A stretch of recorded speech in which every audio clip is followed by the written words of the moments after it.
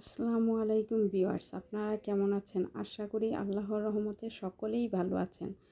আজ আপনাদেরকে আমার সাথে হয়ে যাওয়া 2015 সালের ঘটনা বলবো। 2015 সালের ফেব্রুয়ারি মাসে আমরা গিয়েছিলাম বইমেলাতে। এর আগে বা পরে আমার জীবনে কখনোই বইমেলাতে যাওয়া হয়নি। খুব আশা করে যথারীতি লিস্ট নিয়ে গেলাম বইমেলাতে। ভেবেছিলাম বই কেনার সাথে সাথে সারাদিন খুব ঘোরাঘুরি করব, আনন্দ করব। কিন্তু হয়ে গেল কি, প্রথমেই 5-7টা দোকান ঘুরে লিস্ট ধরে সবগুলো বই কিনে ফেললাম। পরে আর কি হলো, বইয়ের ওজনে আমি আর হাঁটতে পারছিলাম না। কি আর করা, সব আনন্দ বাদ দিয়ে বইগুলো নিয়েই বাসায় ফিরলাম। আমার ভিডিও ভালো লাগলে লাইক দিন, শেয়ার করেন।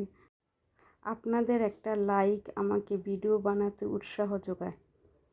আল্লাহ হাফেজ।